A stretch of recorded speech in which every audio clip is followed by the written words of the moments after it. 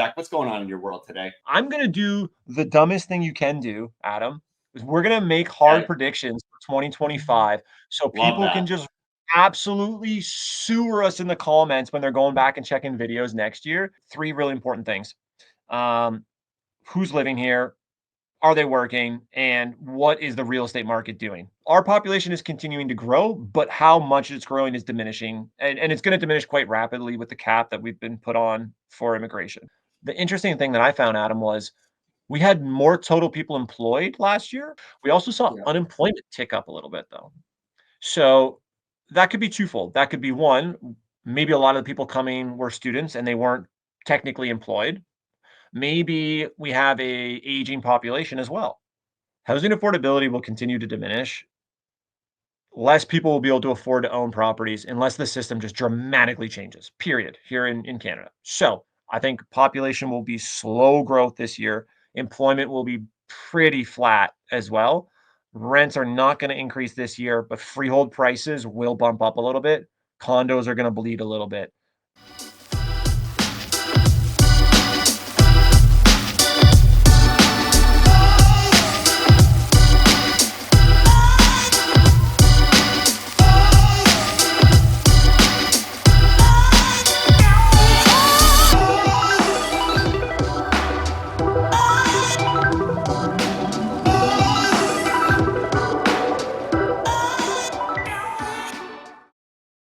Welcome back to the Canadian Real Estate Channel. I'm Adam JD Martin, your host, and today I'm here with Zach from Phipps Brittain, and we're going to be taking a look at some of the numbers and some big deals today. So I'm really, really excited, Zach, to jump right in. Zach, what's going on in your world today? Man, beginning of the year, everybody's excited. Everybody's ready to take action. Everybody's got the big goals, right? We tried to do a little bit of that over the holidays, but holidays were a good break for us. Had a ton of work over the last couple of weeks, which isn't common for the new year in real estate. New year in real estate's usually, a lot of meetings, not a ton of action. Pretty cushy hours, but not so much in 2025. We got a couple deals under our belt for investors already.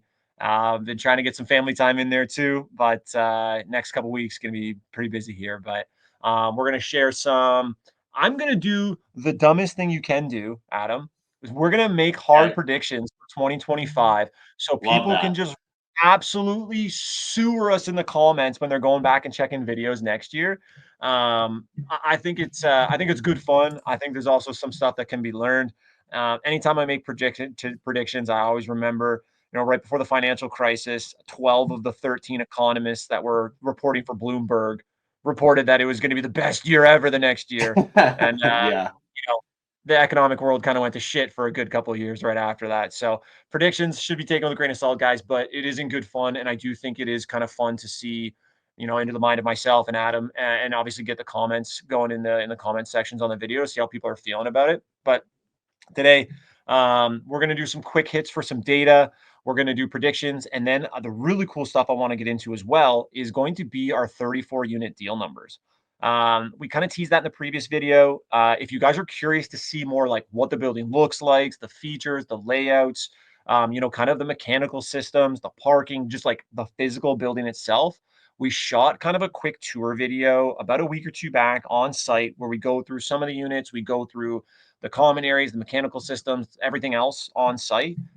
So if you guys want, subscribe if you haven't already, or go check out that video. It'll be out in about a week or two, I think. But two quick things before we do get into it, Adam. One, we got a sexy plaque from Wealth Genius. Shout out to Wealth Genius. We went to their Expand conference in December. We got awarded with the best multifamily deal of the year for that investor group for the deal that we're going to Dang. go over. Shameless self-promotion. I love it. It was really cool for a couple of the guys we collaborated with to kind of put us up for that. So just some quick thanks to them. And then to the right of that, I won't name names, but maybe the first time we were on site after we closed on the building, the fire alarm got knocked off. No way. And we had a rat's nest of keys to try and figure out how to pop Oh, the oh, it was just absolute chaos. And we ended up having to screw off the bracket and physically take the plate off to pop off the reset for the fire alarm. So, good welcome party for all the tenants. I'm sure they loved that. At least it was in the middle of the day. But just a did quick you reminder for did investors you at out least there, do a Adam. big speech where you had everyone in one place? Hey, I'm Zach. It's middle of winter.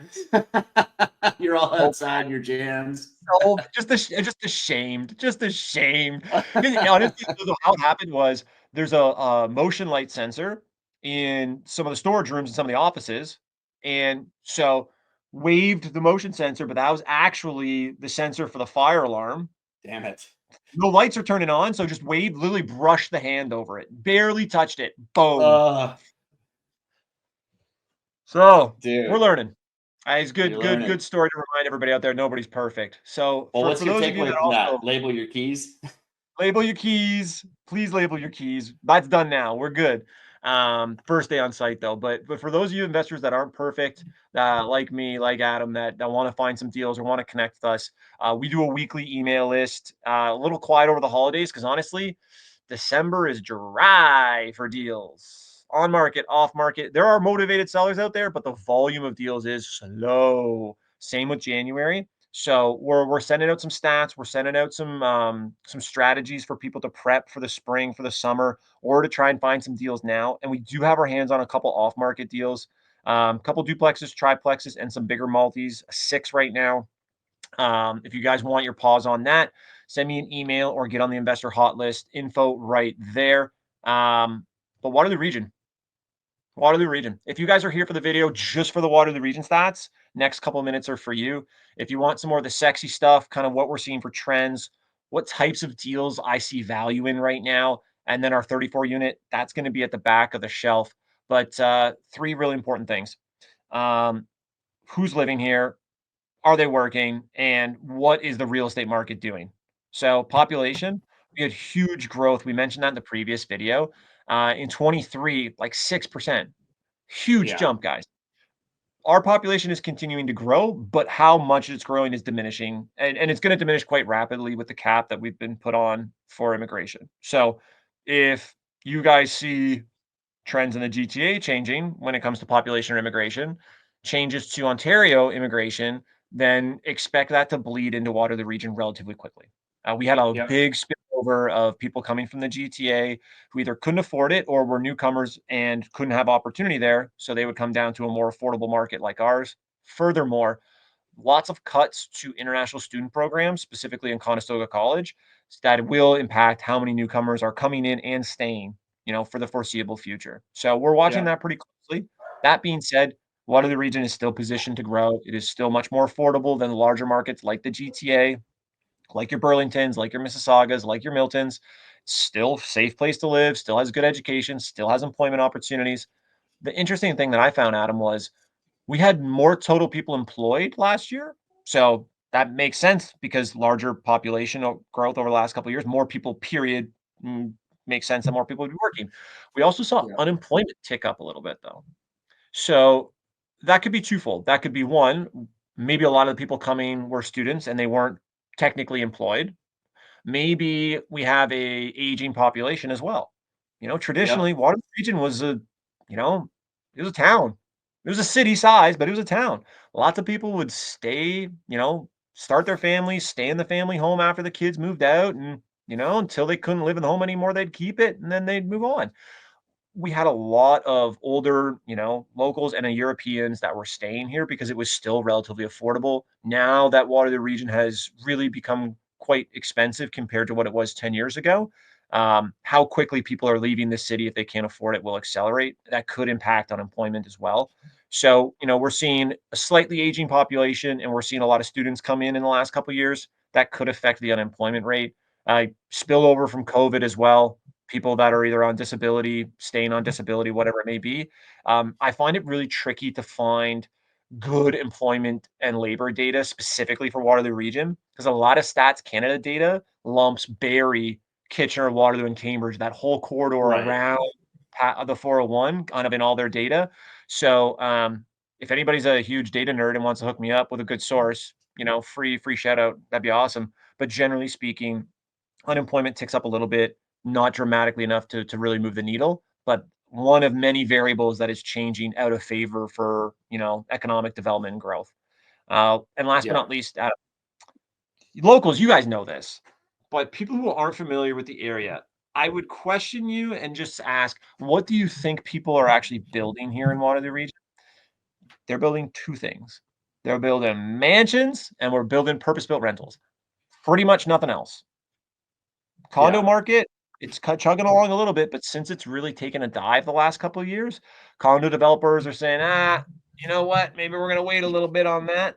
So we're seeing a lot of purpose-built apartments because their financing for that makes sense. No rental regulation or no rental cap for rentals built after 2015 or sorry 2019. So there's incentive for investors to build these types of properties, and the numbers can be really sexy for them. So, and there's a demand. There's a demand for purpose-built rentals. Furthermore, mansions. Who's buying mansions? People that can afford them. So if builders can, why would a builder build a house for 500,000 when they can build the same for somewhat similar costs and sell it for 1 million or 2 million, right? Yeah. The cost to build larger detached homes, the numbers just make way more sense. They can upcharge Yeah. way more and they can build more in a subdivision to make more money. So they're going to do that. And the people that can afford those are high income earners who haven't been necessarily as affected over the last few years as other people have, especially coming out of COVID, and multi generational families, which we're seeing a ton of that roll into Waterloo Region. Makes sense. Yeah. Huge, 2,500 square foot and up 2-story houses, double car garage with a basement apartment. 1.2, 1.3, 1.4, 1.5 million. Sure, come on down. They're selling like hotcakes. So we're seeing a lot of those two types of properties being built here. We went over data in previous videos, but if you guys are curious, CMHC has awesome data on this stuff. Very clear for like new housing starts, what's being built, what's being absorbed.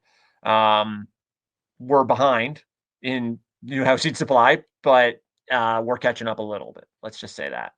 Um, Yeah.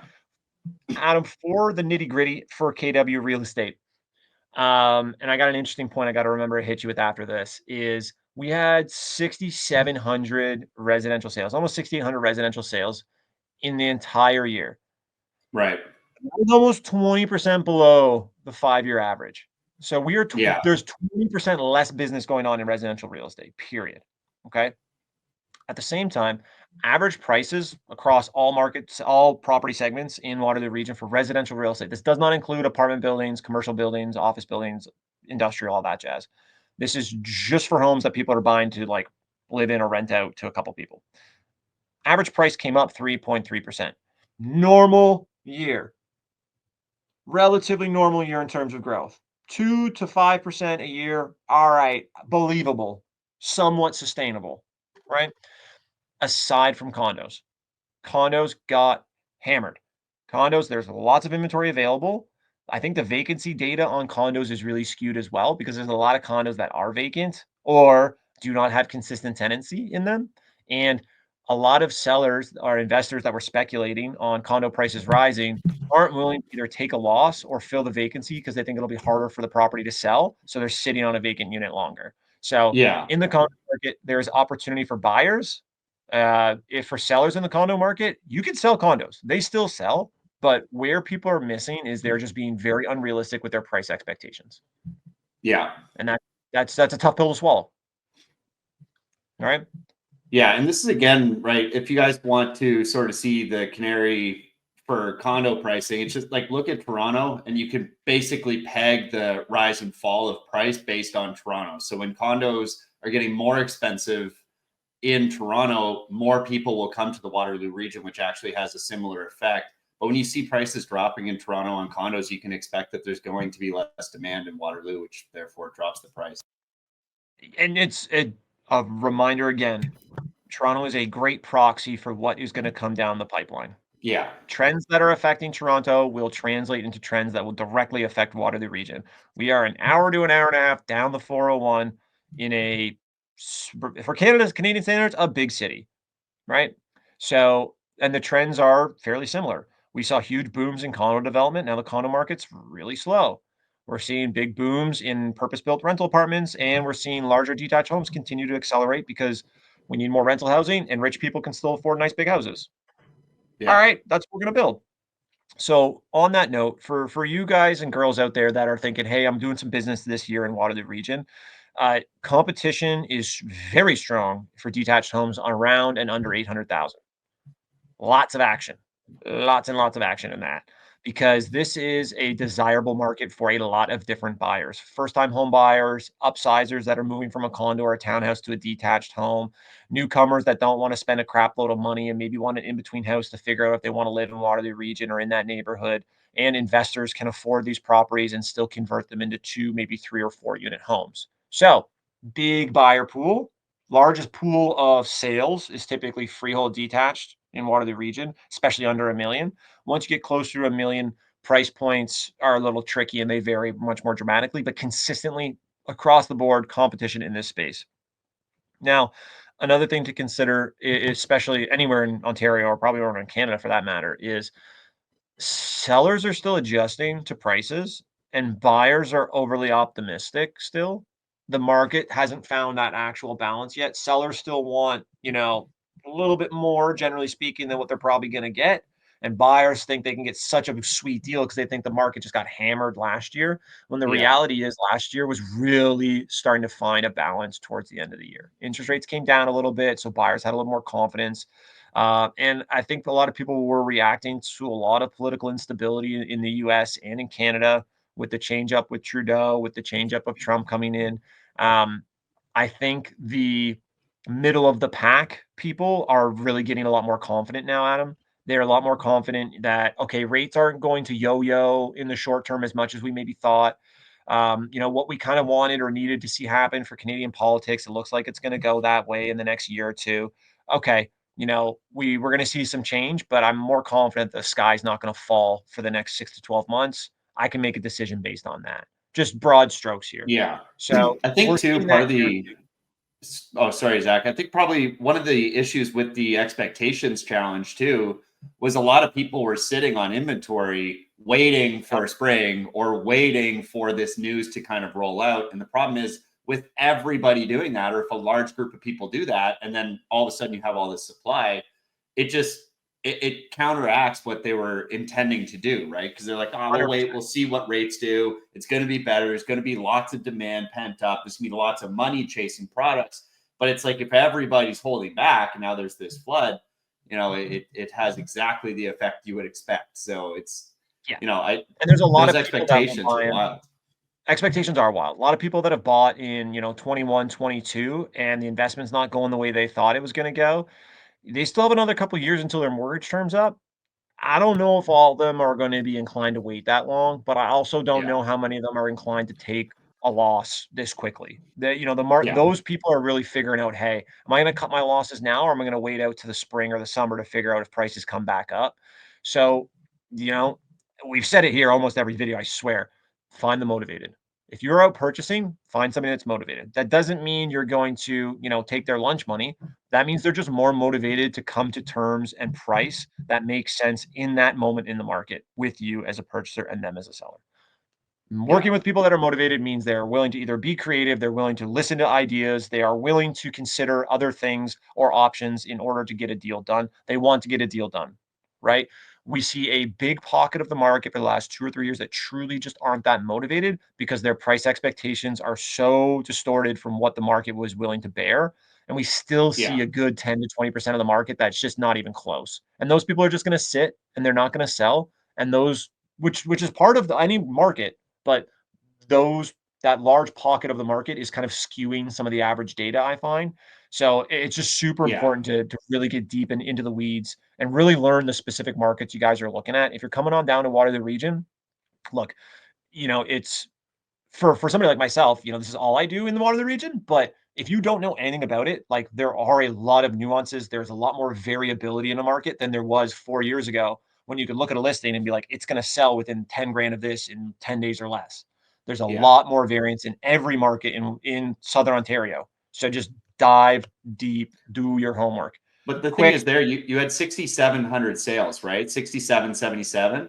So the concept that more than one of those was a motivated seller or was a potential deal is just obvious, right? And even if you say 10 to even, let's say 20% of the market's completely insane on pricing, that still leaves you with like 5,500 potential Oh yeah. sales that might fit your needs, right? So that's, you know, to me, the stats like still shake out if you have the motivation to get out there and seek a deal, right? You need to find it. You need to go get it. It won't probably appear, but the idea that there would be no deals or very few deals across almost 7,000 sales is Yeah. pretty absurd, I would say. So, Come on, there's some deals in there, baby. yeah. There's some deals in there. So, if you guys want to take a screenshot of this for your own numbers and your own reference, if you're running numbers on deals in Waterloo Region, this is CMHC data. One beds up 3.6%, two beds up 4.2%. Do not expect rental rates to increase in 2025. Do not expect rental rates to increase in 2025. Vacancies up a nice jump from 2.1 to 3.6%, but turnover actually fell about 3 or 4%. So what that's telling me is, and the reason I say don't expect rates to go up is vacancy is up. So if vacancy increases, there will be a portion of landlords and investors that are holding vacant units that will slash prices in order to reduce their vacancies. So if they slash prices, average rental rates may fall. If average rental rates fall for units that were vacant or turned over that year, then rental rate growth will diminish. So I expect rental rates to be very flat for 25 at least. So in doing that, if you have fringe a fringe property, let's say a bachelor unit that's not in good shape and you're trying to get above average rent. Sorry, not happening. If you have a property that's not in an A plus location, but you're trying to charge A plus rent, sorry, may take longer or might not happen. You just have to be much more realistic because vacancy rates have increased and demand has slowed. Now, that will change heading into the spring. Right now, we are in the trickiest time to fill vacant units. You're December, January, we're in a freaking polar vortex the day that we're recording this. Like, if you have units out there and you're like, Zach, it's slow. Okay, three quick things for you. Get better media, cut your price, post it in more places, guys. Or you can call me. We fill vacant units. We work with investors to fill vacancies. That's the thing that we do. But just you can do it. It's just you have to be much more realistic. Rents are stabilized. I expect slow and steady growth for the next 5 years. No more 5 to 10% jumps in rental rates a year, guys. Nah, not sustainable. Our rental rates are already quite high, and affordability can only get crunched so quickly, so much before something crazy happens again. So, Yeah. predictions, we're going to bang through these because I want to get to the good stuff, the sexy stuff, the 34 unit stuff. Cha-ching. Um, I put this question up on the last video. Will housing affordability improve or decline long term? This kind of question I always ask myself when I'm starting to get kind of critical or I'm kind of, bouncing around some ideas in my mind on specific investments or my long term strategy. Housing affordability will continue to diminish. Less people will be able to afford to own properties unless the system just dramatically changes, period, here in Canada. So if I think that, then homeownership will diminish. Less people can afford to buy. If less people can afford to buy and they're building less affordable properties for resale, that means you're having people buying mansions or you're having people moving into rental apartments or you're having people move into condos. Now, not that many people want to move into condos right now because they either don't want them, they're overpriced, or they don't need them or there's too many of them, right? So I think homeownership will continue. The percentage of homeownership will continue to diminish. More people will continue to rent. I think population will be slow growth this year. Employment will be pretty flat as well. Rents are not going to increase this year, but freehold prices will bump up a little bit. Condos are going to bleed a little bit. My expectations are, if you're out there shopping for freehold detached properties, there's not a ton of them available. There's a good portion of the market that's unrealistic with their price expectations. So anybody that is realistic, those ones are moving real quick. If you're in the condo market, whether you're trying to invest, sell, or purchase, I think the best case there is if you're looking to purchase a condo because you got lots to choose from, and there's a better chance you're going to find a really motivated seller of a condo. Maybe get yourself a sweet deal. This is broad strokes, Adam. This is you know where we generally see the market in the next 12 months. Overall market will likely be up anywhere from 2 to 3% by the end of this year. More than that would be a gift. Less than that, I would be pretty surprised because I think the freehold detached market's going to carry us for another year. It's the biggest portion of our market, and it's still a very desirable people for those working class, middle to upper middle income earners to be able to afford a beautiful detached home for less than $1 million in a safe neighborhood. There's still a big market for that here, so that'll carry us for 2025. That's awesome. Yeah, I love those predictions, and honestly, they seem pretty conservative, which is, I think, a great position to hold right now because, like you said, unless something massive changes, it's pretty hard to expect anything different. I think the only thing I might add to this is like all this talk about like crazy tariffs could be interesting for the Tri Cities because there's some automotive, there's some Yep. manufacturing, there's a lot of that stuff in Guelph mostly, honestly. But at the same time, I assume some of these people that work in those areas also live in Kitchener, Waterloo, Cambridge. Oh yeah. So I would be just at least cautious about that. Like if there is some kind of crazy tariff on Canadian products, like I'd expect some layoffs or something like that, and that could impact things. But Yeah. that's just one of those things that like I can't tell if it's just a big giant red herring or if it's actually a potential threat, right? If we were doing a Yeah, SWOT that's a analysis. really good cherry to put on top. And especially there is a fair amount of automotive. There's a lot of Yeah, robotics, a lot of automotive, a lot of industrial, especially in Cambridge and parts of Kitchener. yeah, And then, like you said, specifically out towards Guelph. If there are crazy tariffs, I would expect unemployment to take a little bit of a bump for sure. And that is not good. yeah, Unemployment increasing is not good for anybody, ladies and gentlemen. We need it about where it's at now. That is okay. That is sustainable. A little bit less would be, good because then we'd grow a little bit more. But if we see big jumps in that, I expect some pain in the market, baby. yeah, Now, KW Real Estate, you investors, real quick hits, flippers, you gotta buy cheap and you have to be able to rent out cheap. You can't just do one thing really well anymore because the market is just too tight for acquisitions under 700,000. If you're flipping big boy properties, all right, that's a little bit more risky. I hope you're experienced. There's a lot of opportunity there because people that are willing to pay for like nicely renovated, million to 1.5, there's a nice market for that. But for the traditional flipper that's kind of looking for that middle of the pack detached, very tricky right now. Value adds and small burrs on 6 units and under, also really tricky.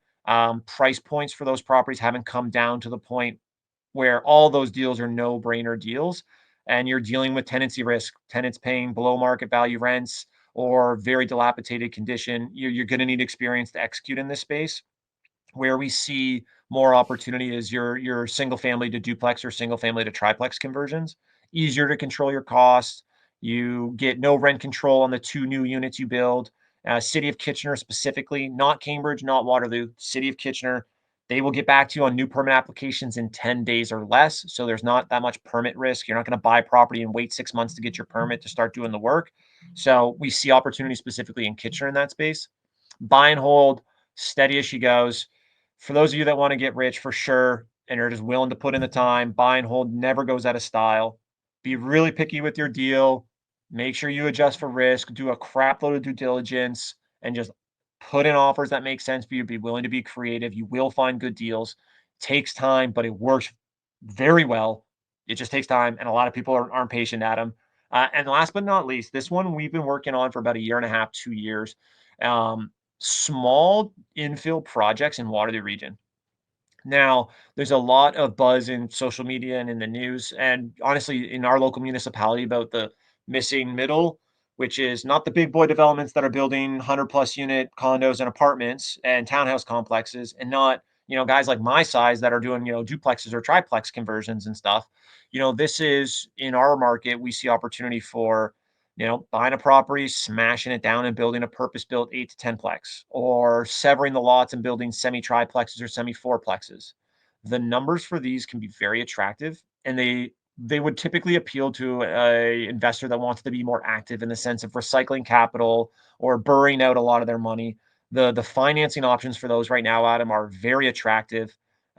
Whether you're using a lender, a credit union, CMHC, combination of all those options, they look good. So if people are more curious about that, there's just a bigger information gap in that space because data and information on how much that stuff costs, how to do it, the process isn't necessarily readily available. So we're working on a project on one of my partner's properties right now for a single family home to a semi triplex conversion. Just about to close on a property for a client smash down a house and go build semi quads, semi fourplexes. Numbers are looking sexy. So if you want to be a little bit more active, if you got a little bit of capital or you want to figure out how to do those, my partner Matt's been doing a ton of research on those. He's my point man on some of these infill projects. Setting up a call with him or getting to meet with us would be worth your time if you want to explore those options. But if you're looking for short-term stuff, instead of just boring buy and hold, small infills here in town, lots and lots of opportunity. I'm trying to fly through this because I don't want to take up too much time, but a lot to cover, especially for like a new year video, kind of what to expect and like where we see opportunity, um, because it's different than last year. So this post we put our this photo we put up in the last video, Adam. This was our big goal for last year, which is to buy an apartment building. I'm going to go through the quick numbers now. If you guys want the property tour, we shot a video a couple weeks back that'll come out on the YouTube channel, going through the building, showing off some of the units and all the amenities, mechanical systems and whatnot. Here's what I want to cover today. And I'm just going to go quick hits and I just jump in real quick if you have any specific questions. At the end, I think we'll talk about the acquisition breakdown, financing in more detail in our next video, Adam. That like we could literally do a half hour, an hour just on the financing side of things. But I really want to focus on the stabilization and the optimization for anybody out there that is thinking about acquiring, has recently acquired, or already holds property.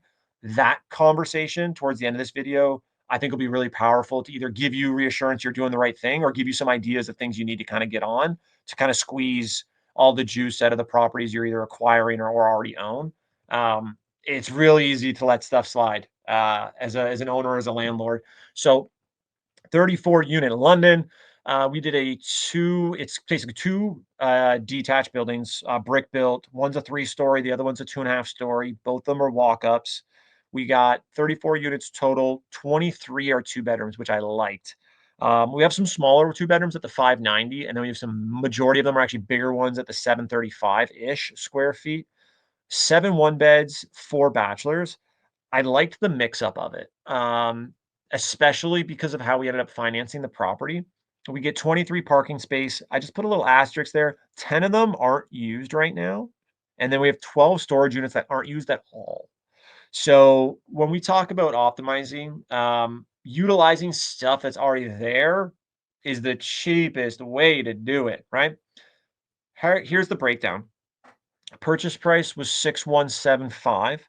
That puts our cost per door at 181,000 and change. So, and this is in London. So when we were looking at London, we liked London as an investment. We liked it as a city for long-term stable growth. London has been a beast of a city and is still relatively affordable, which we also liked. Long-term concern of ours is just how affordable it is to rent a property in Ontario, let alone own something. We need something that the majority of people can afford so that we don't get huge vacancy expenses. Vacancies Yeah. will kill you. So if you're consistently trying to get top end rents in order for your investment numbers to make sense, to break even, let alone cash flow, you're just exposing yourself to so much risk that's out of your hands. So being in that middle of the pack is advantageous from that sense, especially if you can get it at a nice cost per door. Typically, typically, London's going to be trading 4 to maybe low 5 cap, 4.5 to low 5 cap rate, and usually about 200 to 225 per door. Okay. Yep. Right away, we were under 200 a door. We like that. Older building, so makes sense. But adjusting kind of what we saw in the market to what we saw in this deal, we saw, long-term upside, which is why we ended up purchasing it. Our gross income just over 500,000 at 533. Expenses, woof, 209,000. For any of you quick math nerds, a 35%, 39% expense ratio, not exciting as an investor, but not completely unrealistic. If you see expense ratios on properties you're looking at below 30, I'd be asking a lot of questions, Yeah. right? Especially if they're saying it's 25, I'd be asking a lot of questions. It's either a brand new building or it's just the most insanely efficient building that's managed by absolute gods all the time. The reason I say that is we look at a ton of deals. Last 3 years especially, this has been a big focus of ours. And when we saw that expense ratio, we're like, shit, that's a little high. Well, part of the reason why it was high was one, we purchased and closed on the property with some vacancies, so income wasn't maximized. All right, that means the Yeah. expenses are going to be heavier weighted. Also, there were a lot of things that we could do to slowly reduce our expenses, whether that was better maintenance, better property management, more efficient utilities with our gas, our water, and our hydro. And so there was obvious things that we could slowly implement over time to bump that down. So I was like, "Ugh, that's a little high right off the bat, but what are the logical and predictable ways we can start cutting that?" And we'll talk about that a little bit when we start, discussing optimization. So real quick, that left us a net of, call it 325, three and a quarter. And that put our cap rate at 524 and change, rounding up to five and a quarter cap. So from a cap rate basis and a cost per door basis, this was attractive right off the bat. From there, we started adjusting our expectations and our negotiating and our basically our agreement of purchase according to some of the short-term risks and the long-term use of the property. Now that led us to get 95% loan to value financing, 45-year AM, and closed at a 3.95 interest rate. Now that's a 5-year term. So I'm pumped to kind of like do like a 5-year review of this. Just like go like 10,000 foot view, look at every year, and really see how this turns out. But in terms of like our projections, we looked at this as a boring buy and hold, just a big old boring buy and hold that has some awesome, easy, short-term, low-hanging fruit to get a nice little bump in monthly cash flow. And then you just make sure you manage it well, right? You don't Yep. even have to manage it like a god. Like you just have to do it good. And all right, this thing's going to start printing some money. We're going to start paying down some serious debt. We're going to start building some serious equity. And we're operating in that middle of the market. So our vacancy risk was very low. I looked at it as my floor is much higher as opposed to something where I have to maximize my ceiling to really make the investment make sense. So for this building, guys, number one, to stabilize it, when you're taking over a building, you take over all the problems of the previous owners and the previous property managers. So Yeah. before you even firm up on your deal, do due diligence. Do due diligence until you want to puke. Do due diligence until you know the building better than the people that are selling it, right? Especially depending on who you're purchasing the building from. So that will help you better understand how quickly and likely it is for you to stabilize it and get it fully running. So for us, we knew the biggest thing was filling vacancies. So we made sure we ran our numbers on extremely realistic rents, considering all of the trends in Southern Ontario and specifically in London. And we just implemented a system. Since I'm a realtor, since I have my own rental properties, I know every conversation I need to have before I show the property. I know every conversation I need to have when I'm in the building, and I know exactly what I need from them to make sure that it's going to be a good fit. Okay. Then I just implement the system by outsourcing, showing agents, leasing agents, whether we need them or not. We have that system in place. So, number one, fill the vacancies that are there. Vacancies will kill us.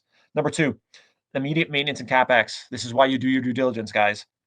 I need to know before I even close on the building how much it's going to cost for me to get it up to the speed that I need it at so that I can actually keep tenants living there and get new tenants in to fill the vacant units. Nobody's going to move into a garbage building unless they pay garbage rent. Sorry, I don't want a garbage building and I don't want garbage rent. So, right away we knew what our maintenance schedule was. We closed with additional capital to more than pay for the capex, assuming other things would come up that we didn't know about because you really don't know until you're operating a building. You could think you do, but shit happens. For example, New Year's Eve, 6 o'clock in the morning, hot water goes out in half of one of the buildings because the hot water tank blows. So your boy's on the phone trying to get a plumber in there to talk him through the building to get access to the boiler room to figure out what's wrong and get a new unit in there before the end of the day. That shit Dang. happens, guys. That shit happens, Yep. right? So, um, that was that the maintenance schedule is actually the most straightforward, but the most work because as soon as you take over a building, all everybody starts asking you, oh, well, the previous guys said they were going to do this, they said they were going to do that. So you really have to kind of have a system in place, and you have to have people on deck ready to put out fires, or you're gonna blow your brains out. It's a lot to take on if you're not that experienced. And I'm going to be completely honest: is unless you're willing to be very hands off, property management companies are going to do the bare minimum. Yeah. They play by the rules, they do everything by the book, but at the end of the day, they're not going to take care of it as good as somebody who owns the building. They're just not, right? So last but not least, property management systems, automatic CRMs, tenant portals that handle your payments, your maintenance requests, your communication. So when somebody says, hey, my toilet's leaking, it doesn't go and fix for 3 weeks and cause destruction in the unit underneath it and then mold, right? Yeah. Because that happens a lot, guys. So we implemented a system like right away to get everybody on board so they know how to communicate with the property management staff, they know how to communicate with the maintenance staff, they know who to reach for what specific things. So when somebody takes over, it's not like a we don't know what to do when. It's like a "Brah, we already have everything ready to rock and roll. So now that we know what fire alarm sensor looks like, and now that we have the systems implemented, we're pretty much ready to be stabilized by the end of February. So that's about 2 full months. That's more than enough time to get all the vacancies filled. Any of the immediate maintenance requests that we knew about and didn't know about until we took possession of the property are already either done or scheduled. And really, you want to go in and show like, hey, we're here, we're serious. We do everything by the book. You want to treat people right, and you're in the business of housing people. So there is an element of literally just figuring out who is who in the buildings, who you can rely on for what, how things need to be communicated. There is an element of that is a learning curve for a lot of people, and definitely has been for us. But overall, like this process has actually been a lot of fun. But the real fun for us is all right, the sexy stuff. How do we really optimize this from an investment perspective? Like, yeah, it's great. I want to house people. I want the building to be in good condition. I want everything to look good and feel good, but I also want it to make money. Like, then those things can all work together. Like, they're not mutually exclusive, guys. You can have it all, right? So right away, we noticed that they weren't charged. There's now there's only 10, but there was more than 10 spaces, parking spaces that either weren't accounted for on leases or weren't taken because there weren't people parking there. So even if we charge $50 a space a month, which is cheap, we could get an extra $500 a month by the end of Jan. Perfect. Now, storage rooms, there's 2 storage rooms, but there's another one that we're going to get built out that have 12 storage units. That $25 a month for a storage unit, that's an extra $300 a month. Okay, so quick math, it's like 95, 96. We're almost 10 grand a year in extra income. It's going to cost me $100 to print parking passes and label them so people put them on their dash, and it's going to cost me, let's call it probably a $2,500 for a couple new doors, clean out, paint, and door locks on the lockers. All right, it's going to cost me, screw it, let's call it 3 grand.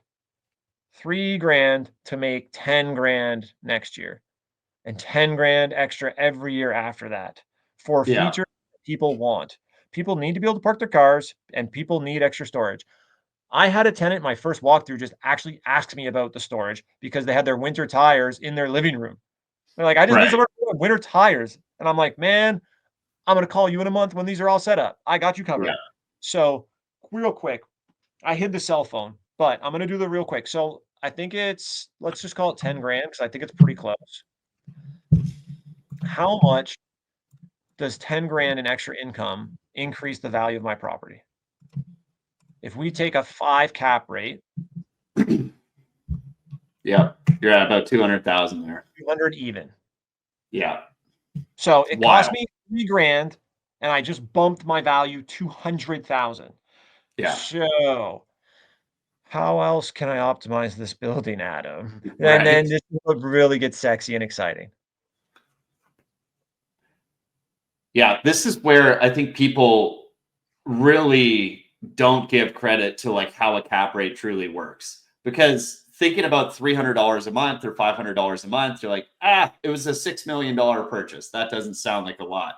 But when you start actually like extrapolating what that means in terms of the value of the building based on that cap rate, it's so incredibly obvious that you need to do everything in your power to optimize these things.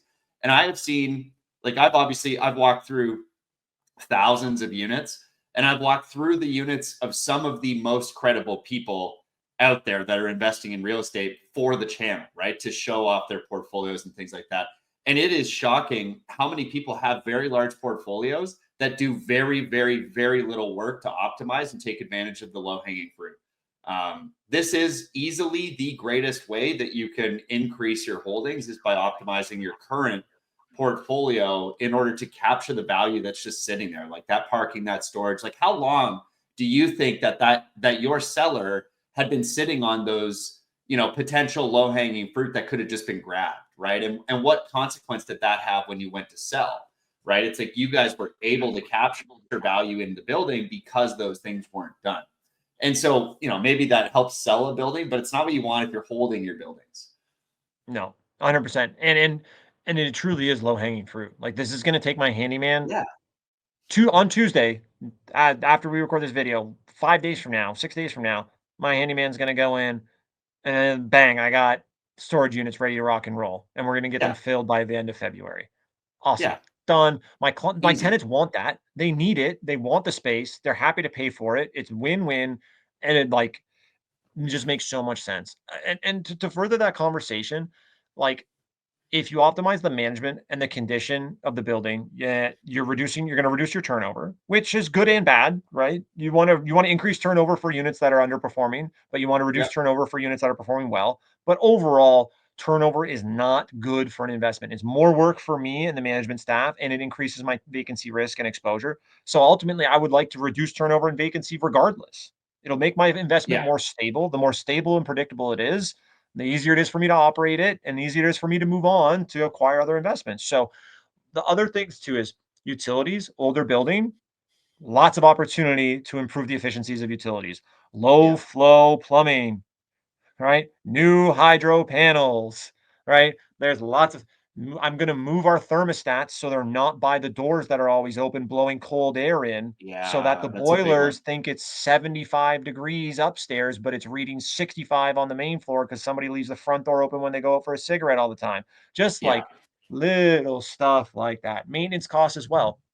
If you understand how these buildings actually function from all the things that are going to be expensive and what tenants typically break, all right, next time we go in and renovate a build or one of the units, we will renovate in a sense of all the expensive stuff is very hard to break and all the expensive stuff is very durable and sustainable. So I don't have to replace it all the time.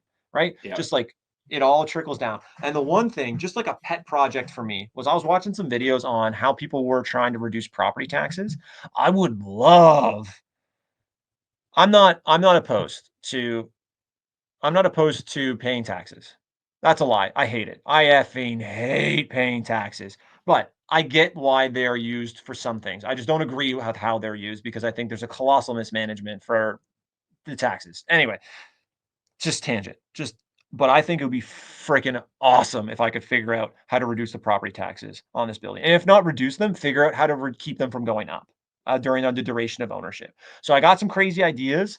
This is like kind of back pocket things that's just a pet project that isn't likely to happen, but I think I just want to figure out if it's possible because I've been watching some videos and doing some research on it.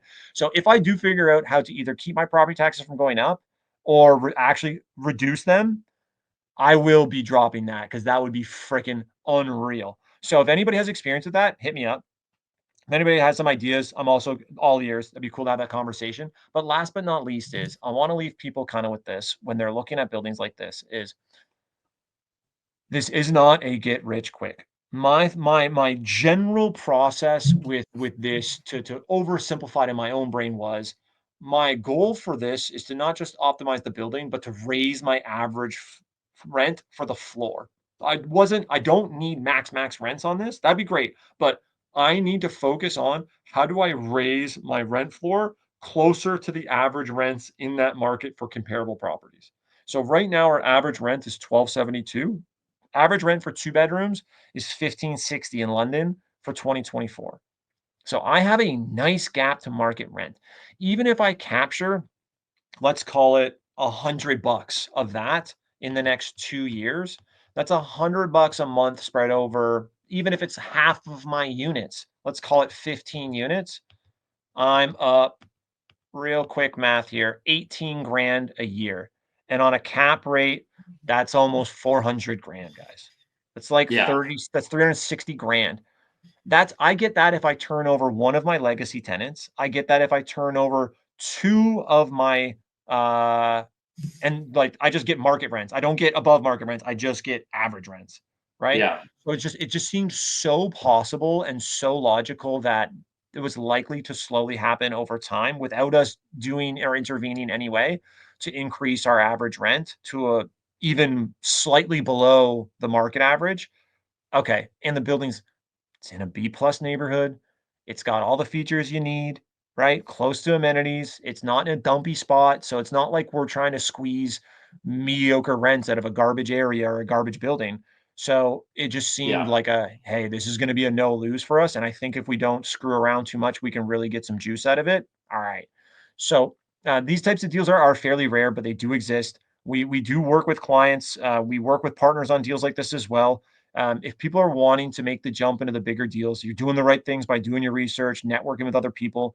My partner Matt and I are an open book, as is Adam. So, don't be a stranger. If you guys have comments or ideas or specific things you want to see about this building or other deals we're looking at, comment section is awesome. Like we love hearing from you guys, good and bad. Either I get a good laugh or maybe, I get a I've had some really good questions in the comments leading up to the new year here. And we love to hear from you. So for the next video, Adam, we're going to go over this building's financing in more detail. I want to do a preview of what we expect for the spring because I think towards the end of February we'll start to see some early adopters. I'll have another 30 days of data to kind of bring you guys. That should give us more clarity on what to expect heading into the spring. But like Adam said, if you're don't feel like you're getting everything you should be out of your portfolio, the quickest, cheapest, and easiest way for you to really increase, whether it's your cash flow or your net worth or the value of the building, is optimizing what you already have. It's expensive to Yeah. go acquire, guys. Real estate's not cheap. It's not getting any cheaper, but if you already own, there's likely ways we can get more out of it. I've had some really good conversations over the holidays for people making moves this year. Don't be a stranger. Shoot us an email. Love to hop on a call, see what we can do. That's all Awesome. today, baby. Awesome. Well, thanks again, Zach. And I really do appreciate some of the insight you brought to us today. I would love to hear in the comments if somebody has great ideas for the Yeah. property taxes question, because that's a question that I have never had answered on the channel. So if you guys have great ideas about that, or even just thoughts that you want us to explore, by all means, please drop us a comment. I would love to hear if you've been successful at that or tried to do it and were unsuccessful. Maybe you tried to do something and it raised the taxes. I don't know, but I would love to hear about that in the comments. So thanks again, Zach. We'll see you back here next month. Cheers, guys. See ya.